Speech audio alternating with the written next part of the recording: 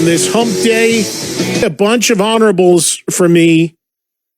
I won't rank the honorables, but I'll give them to you. And I'll start with those.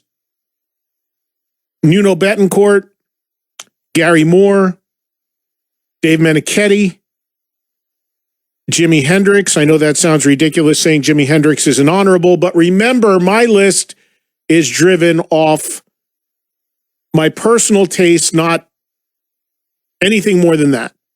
And just stuff that had an impact on me at any given time.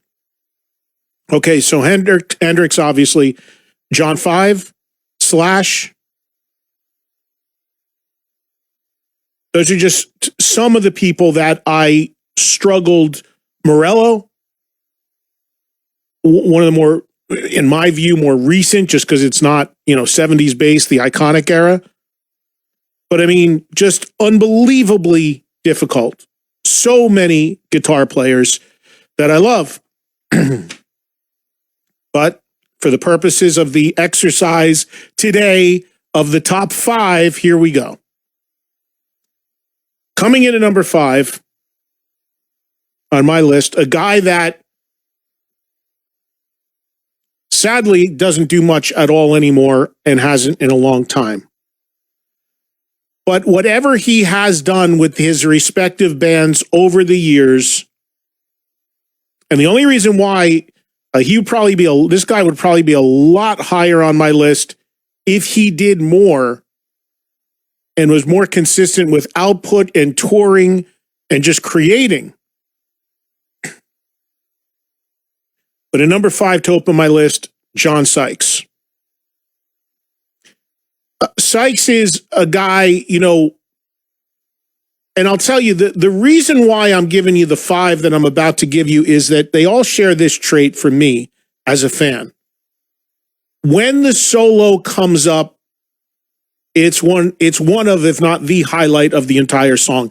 It just means so much. And with Sykes, there's a tone and a style and a sound.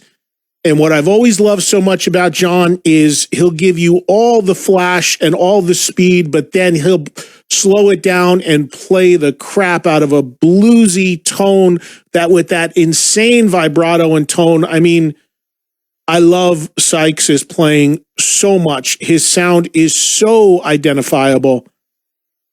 And it's really criminal he's not a household name in America because, and look, if I'm being honest, largely that's due to his lack of output and marketing. But whether you're talking about his earliest years with Tigers of Pantang, the brief time he was in Thin Lizzy, the Thunder and Lightning album, whether you're talking about, of course, him coming into Whitesnake and just supercharging that band. First re-recording the guitars on Slide It In, and then, the monster 87 record, which is some of the greatest riffs and soloing, just ridiculous. It's all Sykes. And then you roll that into Blue Murder. And look, everybody talks about the first Blue Murder, but the second is also super underrated and really great. So, when you look at his career, you get an album or two, and then he moved on, an album or two, he moves on, an album or two, he moves on.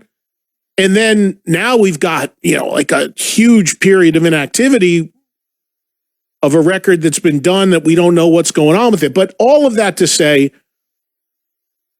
the guy's playing just means so much to me. It speaks to me when he plays. I love his style, his sound. John Sykes at 5. At number 4,